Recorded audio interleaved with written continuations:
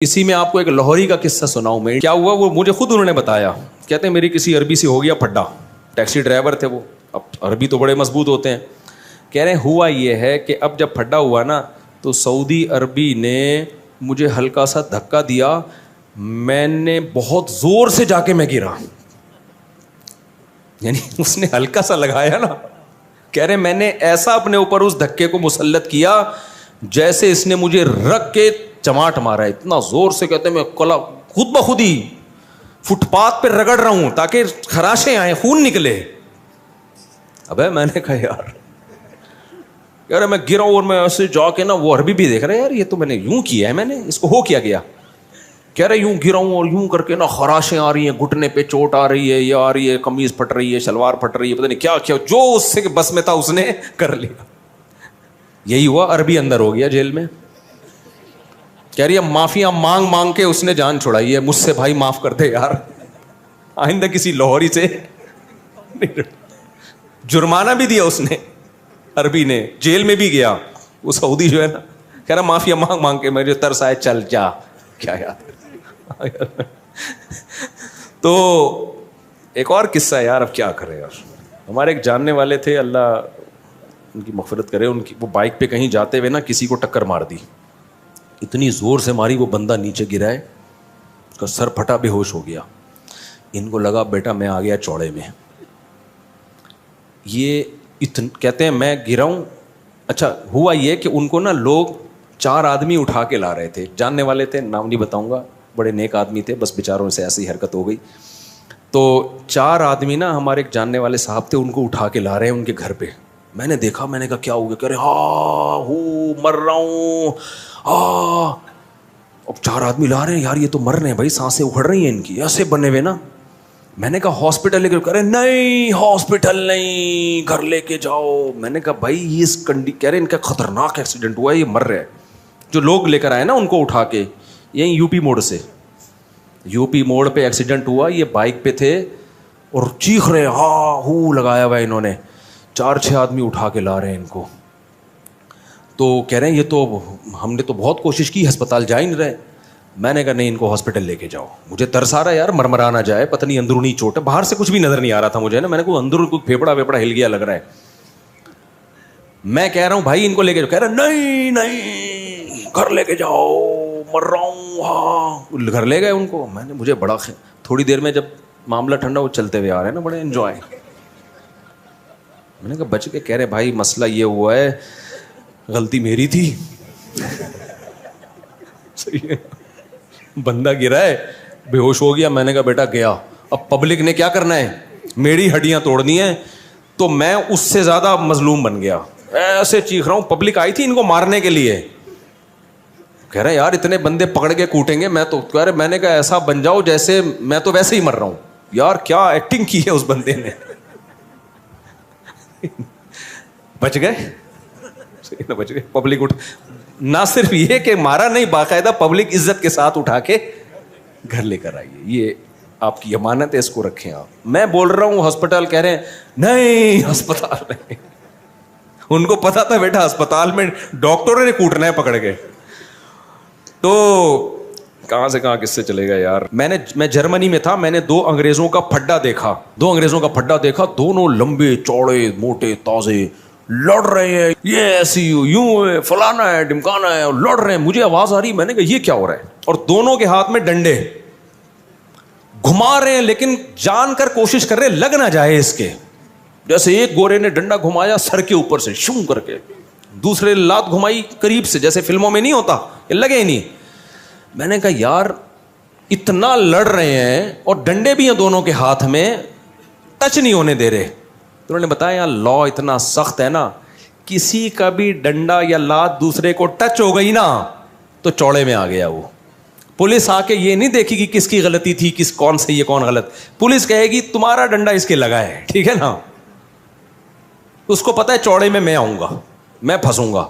تو وہ لا اتنا سخت ہے, اب وہ منہ کے فائر مار رہے ہیں نا, میں تیرے یہ کر دوں گا انگلش میں, جرمن میں, انگلش میں نہیں, جرمن زبان میں یہ کر دوں گا, لیکن ہاتھ نہیں لگا رہے. ان کو پتا ہے یار سارا کیس ہمارے اگینسٹ ہو جائے گا. تو کہاں سے کہاں کس سے چلے گا یار. ابھی ہمارا سفر ہے نا, اب دیکھو کس سے پھر یاد آتے ہیں نا. یہ نا کچھ لوگ اپنے اوپر گھننے بنے ہوئے ہوتے ہیں, دوسری شادی کر کے اب پہلی بیوی کے سامنے ایسا بنے گا جیسے جادو ہوا ہوا ہے مجھ پہ, جن نے کرائی ہے میری دوسری شادی. گھننے بن جاتا ہے, وہ طرز کھا رہی ہوتی ہے, ہائے بیچارے کو کیا ہو گیا. میں نے جب اللہ معاف فرمائے دوسری کی تھی نا, میں زیادہ رو رہا تھا, جیسے مجھے بہت غم ہو رہا ہے. یہ طریقے ہوتے ہیں بھائی. تو ایسے ہاں وہ نا بہت ڈرامے چل رہے ہوتے ہیں, تو کچھ لوگ مسلط کر رہے ہوتے ہیں, کوئی مسئلہ ہوتا ہے ان کے ساتھ. ایک نوجوان آیا اپنے ابا کو لے کے, اس نے کہا میرے ابا میں شادی کرنا چاہتا ہوں, ابا نہیں مان رہے, آپ ان کو سمجھائیں. رشتہ اچھا تھا, میں نے کہا یار چلو میں سفارش کر دوں, کام ہو جائے تو اچھی بات ہے یار میری سفارش پہ. میں نے کہا ابا کو لے آؤ. تو اتوار کو میں نے ٹائم دیا, وہ آگے, ابا نہیں آ رہے, ابا کھڑے ہوئے گیٹ پہ. میں نے کہا ابا کو لا بھائی, میرے اور بھی دنیا میں کام ہے. کہہ رہے ہیں ابا کو پتہ نہیں کیا ہو گیا, ہاتھ پاؤں ان کے مڑ رہے ہیں اور سکتے میں چلے گئے ہیں نا گیٹ پہ. آ تو گئے ابا ہمت کر کے, اس نے بہت, جب اس کو لگا نا ابا کو کہ یہ مفتی صاحب اس بیٹے کو فیور دیں گے, ابا ہاتھ پاؤں کیا ہو رہے ہیں, مڑ رہے ہیں یوں, عجیب سے ہو گئے. میں ڈر گیا, میں نے کہا بھائی میرے اوپر کوئی مسئلہ نہ ہو جائے. تو میں نے کہا ہاسپٹل لے کے جاؤ. کہہ رہے ہاسپٹل بھی نہیں جا رہے. تو میں نے کہا لے آ کسی طریقے سے یہاں پہ بھائی. تو ابا کو روبوٹ کی طرح نا دھکا دے کے, جیسے کوئی پتلا نہیں ہوتا, ابا آ رہے ہیں ایسے نا یوں. اب کسی کی غیبت نہیں ہے, پرانا قصہ ہو گیا, کیا پتہ چلے گا کسی کو. لا کے ادھر بینچ پہ بٹھا دیا, ابا آ کے نا یوں بیٹھ گیا ایسے سیدھے. میں کیا السلام علیکم, سامنے دیکھ رہے ہیں, خیریت سے ہیں. میں نے کہا بیٹا یہ تو کچھ سیریس کیس ہے, اس کو ہاسپٹل لے کے جانا. بھائی تو ہاسپٹل لے کے جاؤ, یہاں کیوں لے کر آئے ہو؟ کہہ رہے ہیں پتہ نہیں کچھ شوق میں چلے گئے ہیں, کیا ہو گیا ابا کو. ابا ہلا رہا ہے, ہل ہی نہیں رہے. اچھا میں نے تھوڑا سا اندازہ لگا لیا, ابا کو تھوڑی سی ہنسی آئی ہے نا بیچ میں. میں نے اندازہ لگا لیا, میں نے کہا یہ ناٹک چل رہا ہے. اب آپ کو پتا ہے جب ابا کو ہنسی آئے گی تو مجھے ڈبل آئے گی کہ نہیں آئے گی. میں احترام میں ہنسی بھی روک رہا ہوں. میں اس کو سائڈ پہ لے گیا, میں نے کہا بھائی یہ ناٹک چل رہا ہے. ابا نے اپنے اوپر ایک ایسا وہ مسلط کر لیا ہے کہ میں شوق میں جا رہا ہوں. میں نے کہا بھائی ان کو لے جا, یہ نہیں سمجھیں گے, یہ سمجھنے والے نہیں ہیں. رشتہ ٹھیک ہے, ابا بلا وجہ مخالفت کر رہے ہیں, کر کے بتا دے ابا ہو گئی ہے, ٹھیک ہے نا. پھر سچی مچی کا ہوگا جو بھی ہوگا. ابھی ناٹک چل رہا ہے, ابھی کیا چل رہا ہے فل, کیونکہ اتنی دیر تک کوئی آدمی اس کنڈیشن میں ہو تو گر چکا ہوتا اب تک. وہ اتنی دیر تک تھوڑی اس کنڈیشن میں. میں نے کہا بھائی لے جائے. تو وہ بھی کہہ رہا ہے مفتی صاحب یہ ابا نے صحیح ناٹک کیا ہے یار, بات ہی نہیں کی نا, بیٹھے رہے ہیں, چلے گئے ایسے ہی. وہ پروگرام کیا ہو گیا, سارا کینسل. تو یہ بڑے ناٹک چلتے ہیں اس میں بھائی. اگر کسی لڑکی کی شادی پہلے سے کوئی شوہر وفات ہو جائے تو لڑکی کسی اور سے نکاح کر سکتی ہے. ہماری قوم میں لڑکی کو میت پر بلاتی ہے اور اس کے سر پر لال کپڑا ڈالتا ہے, اور لڑکی ان لوگوں کی ہو جاتی ہے. اگر میت پر نہ آئے تو لڑکی کسی بھی جگہ رشتہ, ناجائز رسم ہے. جیسے ہی عورت کو شوہر کے انتقال کی خبر ہو, عورت پر لازم ہے فوراً شوہر کے گھر چلی جائے. کہیں بھی وہ گھر سے باہر نہیں نکل سکتی. 4 مہینے 10 دن وہ عدت کہاں گزارے گی؟ شوہر کے گھر میں. اس دوران وہ زینت اختیار نہیں کر سکتی. ہاں کوئی بیماری ہو, علاج کا مسئلہ ہو, ایک الگ بات ہے. تو پھر 4 مہینے 10 دن کے بعد وہ آزاد ہے, جہاں چاہے شادی کرے. وہ قرآن نے کہا لا تعضلوہن ان ینکحن ازواجہن, اب کسی کو اس کو شادی سے روکنے کی اجازت نہیں ہے. اچھا میرے بھائی, ہم رشتہ داروں کے یہاں جا رہے تھے, میں نے کپڑے استری نہ کی اور کہا کہ ہمارے نبی کے کپڑوں پر تو پیمن لگے ہوتے تھے. یہ غلط بات کی آپ نے. ہمارے نبی صلی اللہ علیہ وسلم نے غربت کو خود اختیار کیا ہے, سمجھ رہے ہو. جب غربت کو اختیار کیا تو آپ کے پاس کپڑوں کے پیسے ہی نہیں ہوتے تھے, اور آپ کے تو اکاؤنٹوں میں ٹھیک ٹھاک پیسے پڑے ہوئے ہوتے ہیں, ابا کے جیب میں بھی ہوتے ہیں, آپ کی جیب میں بھی ہوتے ہیں. تو اس کی اسلام میں مثال نہیں ملتی کہ پیسہ ہو اور آپ اس کو استعمال نہ کرو. ایک صحابی کو نبی نے پراگندہ بالوں میں پھٹے پرانے کپڑوں میں دیکھا. آپ نے فرمایا کہ اللہ نے تمہیں پیسہ نہیں دیا کہ اپنے حالت کو درست کر لو؟ کہا کہ ہاں دیا ہے. آپ نے فرمایا ان اللہ یحب ان یرا اثر نعمتہ علی عبدہ, اللہ چاہتے ہیں کہ جب کوئی اللہ نے کسی کو مال دیا ہو تو اس کے لباس اور پوشاک سے نظر آنا چاہیے. تو اگر اللہ نے مال دیا تو پھر پھٹے پرانے کپڑے پہننے کی آپ کو اجازت نہیں ہے. ہمارے نبی کے پاس تو مال رہا ہی نہیں نا, صبح آیا تو شام ہونے سے پہلے سارا ہی نکال دیا. تو آپ کے پاس تو کپڑا خریدنے کے پیسے ہی نہیں ہوتے تھے, تو مجبوراً اسی کو پیمند لگا کے پہنتے تھے. آپ کے پاس تو پیسے ہیں, یا تو ایسا حوصلہ کر دو کہ سب صدقہ کر دو, 1 روپے بھی نہ چھوڑو. پھر جب کپڑے پھٹے تو نیا کپڑا خریدنے کا پیسہ ہی نہ ہو, پھر آپ پیوند لگاؤ گے تو اس پیوند کو سنت کہا جائے گا. جب تک پیسہ ہے آپ کے پاس تو وہ آپ کی لباس اور پوشاک سے نظر آنا چاہیے. ابھی میں نے بیان میں بتایا نا, سلیمان علیہ السلام کا وہ پیسہ تھا تو ان کے محل سے وہ پیسہ نظر آتا تھا. ایسا فرش بنایا VIP, انہوں نے پیوند زدہ کپڑے نہیں پہنے, وہ انہوں نے جنات کو بولا ہیرے جواہرات نکال کے لا سمندر سے, ٹھیک ہے نا, یہ والا ہیرا پرانا ہو گیا ہے, اپنے تاج میں دوسرا ہیرا لگانا ہے میں نے, یہ دیکھ دیکھ کے کیا ہو گیا ہے, یہ ملکہ سبا آ رہی ہے, تھوڑا الگ ٹائپ کے ہیرے چاہیے ہمیں. تو اس لیے میرے بھائی ملکہ سبا کو ایمان, تاکہ وہ آپ کے معجزے دیکھ کر ایمان لے آئے اور آپ کی سلطنت اور طاقت سے متاثر ہو. تو اس متاثر کرنے کے لیے انہوں نے کیسا پورے تخت کا عالی شان تیار کروایا. تو یہ جو آپ پھٹے پرانے کپڑے پہن کے جاتے ہو نا, آپ آ جاؤ, میں آپ کو ایک زکوٰۃ کی قمیص پڑی ہوئی ہے میرے پاس, وہ میں آپ کو دے دوں گا, تو پہن لینا. کہیں بھی شادی بیاہ میں جایا کرو پراپر ڈریس میں, ماں باپ کو اس سے خوشی ہوتی ہے, ماں باپ اپنے بچوں کو زینت میں دیکھنا چاہتے ہیں. تو اس لیے میں نوجوانوں کو کہتا ہوں ٹرینڈ کرانی ہے تو ابا اماں سے پوچھ کے کراؤ. اگر ابا اماں کو ٹرینڈ بری لگ رہی, بیوی کو تو مانتے ہیں, بعض دفعہ ابا اماں کو بھی ٹرینڈ بری لگ رہی ہوتی ہے. ہمارا بیٹا ہے, ہم لوگ مالدار لوگ ہیں, ہمارے ایک روایات ہیں. اور یہ ابھی ایک خاتون کا قصہ آیا, وہ ایک لڑکی عاشق ہو گئی, اچھی بڑی اونچے گھرانے کی لڑکی, عاشق ایک ایسے علاقے میں ہو گئی وہ ان کے اسٹینڈرڈ کا نہیں ہے. تو میں نے ماں کو سمجھایا کر دو شادی, لیکن ماں نے کہا بھائی ہمارا اسٹینڈرڈ نہیں ہے. تو میں نے بھی لڑکی کو سمجھایا کہ بیٹا آپ اپنے ماں باپ کی عزت کا بھی تو خیال کرو نا. تو ماں باپ کی بھی عزت کا تھوڑا بہت اسٹینڈرڈ اوپر نیچے ہوتی ہے. ایک لڑکی بہت بڑے کسی خاندان کی, وہ اچانک وہ کسی ایسے لڑکے پہ عاشق ہو جائے جو بیچارہ گندے نالے پہ رہتا ہو. میں اس کو برا نہیں کہہ رہا گندے نالے پہ, لیکن اسٹینڈرڈ کا تو فرق آ گیا نا. تو ماں باپ اپنے داماد سے کیسے ملائیں گے, بھائی یہ ہمارا داماد ہے, ان سے ملیے, کہاں رہتا ہے, گندے نالے پہ رہتا ہے. تو ان کے لیے یہ ذلت کی بات ہوتی ہے. تو اس لیے میں نے ماں باپ اولاد کو چاہیے کہ اپنے ماں باپ کے بھی اسٹینڈرڈ کا خیال کرے. ہاں اتنا زیادہ فرق نہیں آ رہا, نارمل ہے, تو پھر ماں باپ کو روکنے کی اجازت نہیں ہے. تبھی کہتے ہیں نا لڑکی کفو میں نکاح کر رہی ہے تو پھر ماں باپ کو روکنے کی اجازت نہیں ہے. غیر کفو میں کر رہی ہے تو پھر حق ہے, ان کو روک سکتے ہیں وہ, کیونکہ وہ کہتے ہیں ہمارے جوڑ کا نہیں ہے. تو اس سے ماں باپ کی بھی عزت خراب ہوتی ہے. تو اصلاح, ماں باپ چاہتے ہیں ہمارے بچوں کی ڈریسنگ اچھی ہو, تو ماں باپ کو خوش کرنے کے لیے اچھے کپڑے پہن کے جایا کرو تاکہ دیکھنے میں اچھے لگو. تو اس سے ماں باپ خوش ہوتے ہیں, تو اس پہ ثواب ملے گا آپ کو. یہ پیوند زدہ کپڑے نہیں پہنو. حضرت عمر نے خلافت کے دور میں مفتیوں کو مسئلہ بتانے اور حدیث بیان کرنے پر پابندی کیوں لگائی تھی؟ کہیں بھی نہیں لگائی تھی. حضرت عمر نے تو خود لوگ متعین کیے تھے مختلف علاقوں میں کہ اس علاقے کے یہ مفتی ہیں, اس علاقے کے یہ مفتی ہیں. ہر آدمی کو ریسرچ پیپر شائع کرنے کی اجازت نہیں تھی. کوفہ میں عبداللہ بن مسعود کو حضرت عمر نے باقاعدہ مفتی بنا کے بھیجا تھا کہ وہاں آپ لوگوں کو مسائل بتائیں گے. صحابہ کے دور میں گنے چنے مفتی تھے, اور آج پتھر اٹھاؤ ہر آدمی مفتی ہے. گنے چنے مفتی تھے, باقی صحابہ بھی انہی کو فالو کرتے تھے. سمجھتے ہو؟ بخاری کی حدیث 4108 ہے کہ حضرت امیر معاویہ نے حضرت ابن عمر سے کہا کہ میں تیرے والد سے زیادہ خلافت کا حقدار ہوں. حالانکہ خلفائے راشدین تو نبی پہلے ہی چاروں بتا چکے ہیں. پوری مجھے دیکھ کے عربی عبارت کیا ہے, یہ تو سب کی عربی میں ہے, یہ اردو میں تھوڑی ہے یہ. تو میں اس کو دیکھوں گا کہ حضرت معاویہ رضی اللہ تعالیٰ عنہ کے کیا الفاظ تھے. حضرت معاویہ خلفائے راشدین کو اپنے سے بہتر سمجھتے تھے, یہ تو کنفرم ہے. کہیں بھی حضرت معاویہ سے خلفائے راشدین کی توہین منقول نہیں ہے.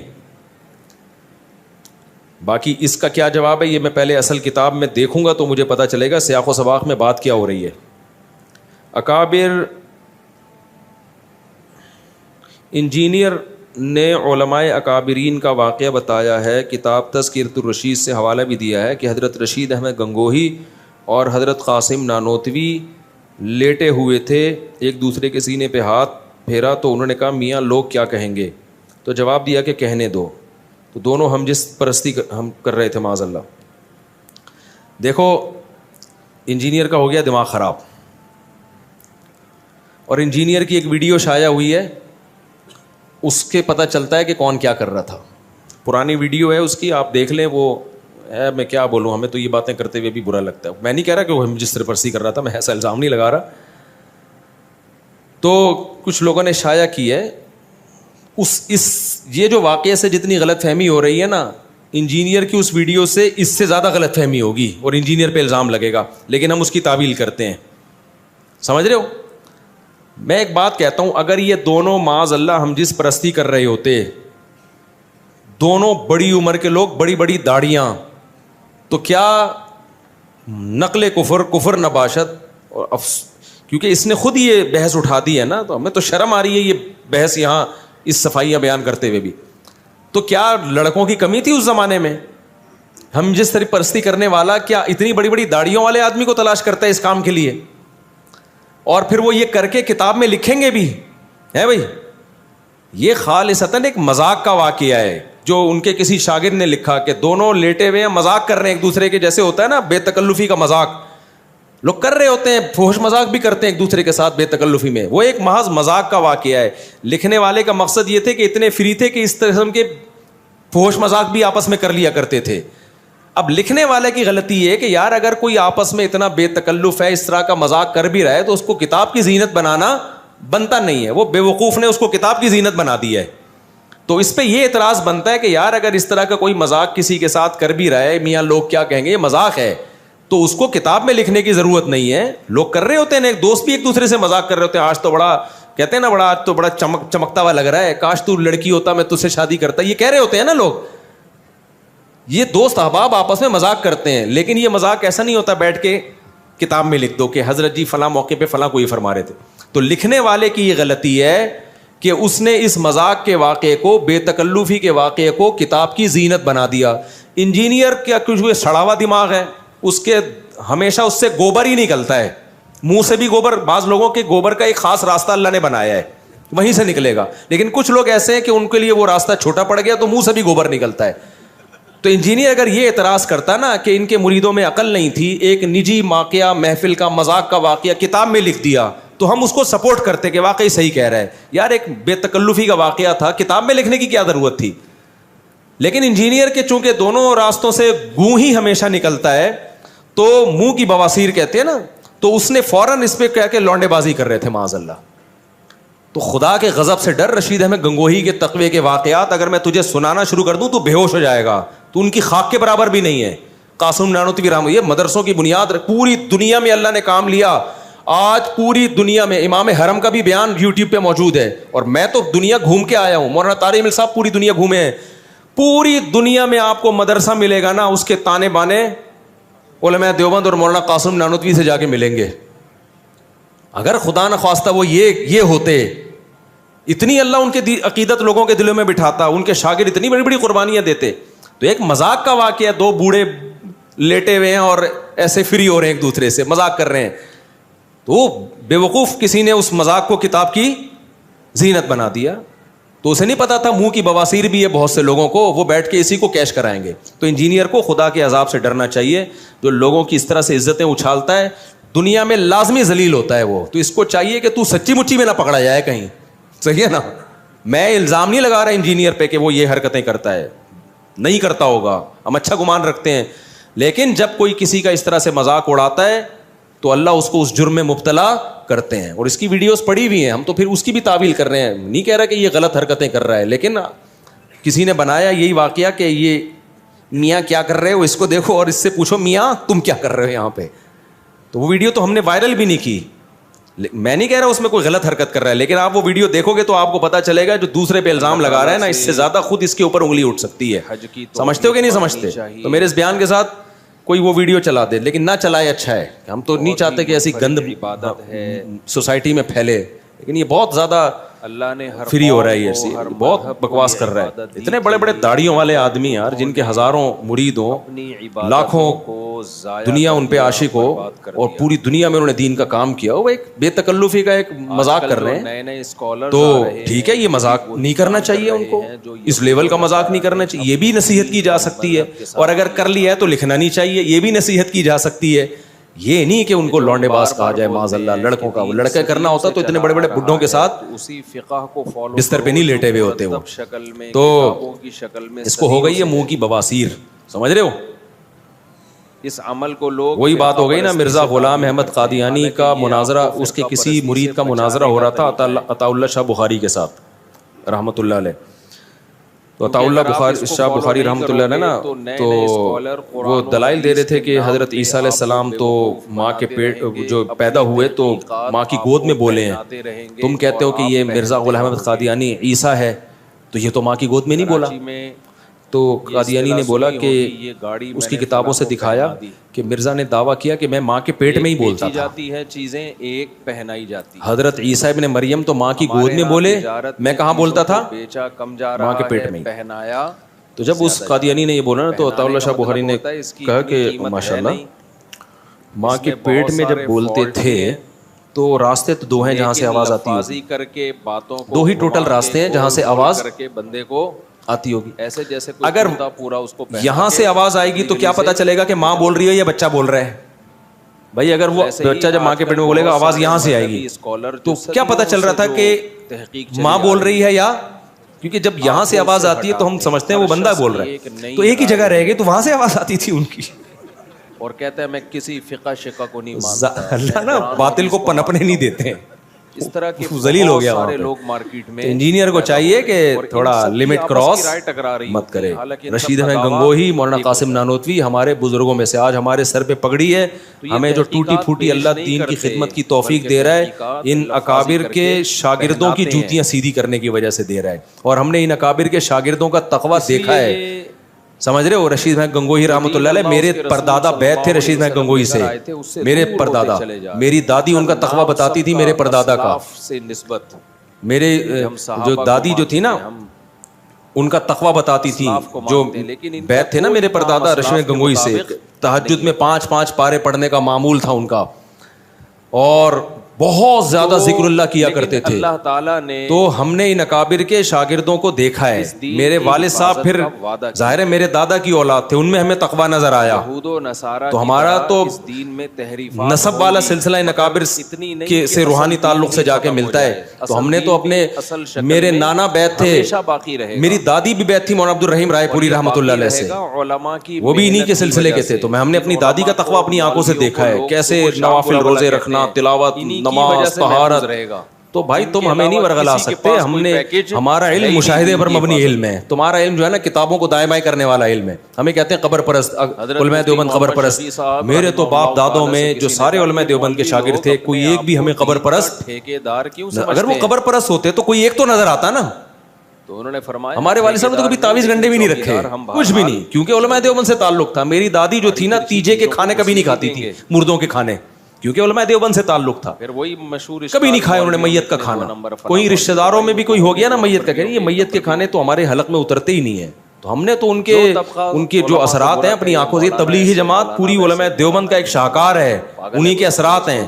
دماغ کیا ہو گیا ہے, تو کسی کے اثرات کو دیکھ کے اندازہ لگایا جاتا ہے اس کے اکابر کیسے ہوں گے. تو آؤ ہم سے ہمارے عقیدے پوچھو, ہم بتائیں گے آپ کو, تو آپ کو لگے گا کہ خاندانی عقیدے ہیں, یہی ہیں عین اسلام, ٹھیک ہے نا. تو کبھی خوشبو لگا کے آؤ. تو انجینئر کو ہے منہ کی بواسیر, اس کے ہر جگہ سے گند ہی نکلتا ہے, کبھی منہ سے کوئی اچھی بات سننے کو نہیں ملے گی, ہر وقت کیڑے نکالتا رہے گا. اس نے یہ لکھا, اس نے یہ لکھا, تو آیا بھائی ڈاکٹر کے پاس دنیا میں اکیلا تو جائے گا جنت میں, باقی سارے کیا کریں گے. اتنے بڑے بڑے دعوے قسموں ڈفرنٹ قسمیں باولوں کی. دم کتنا ہے, جب گئے تو مارکیٹ سے بلا وجہ ہنس رہا ہے اس کا مطلب یہ تو نہیں, بلا وجہ رو رہا ہے اس کا مطلب کیا ہے, ایسا کرو گے تو کوئی نہیں ہے. بلا وجہ جذباتی ہو رہا ہے اس کا مطلب کیا ہے, باولا ہے. بعض لوگ ایسی جذباتی, ذرا سی بات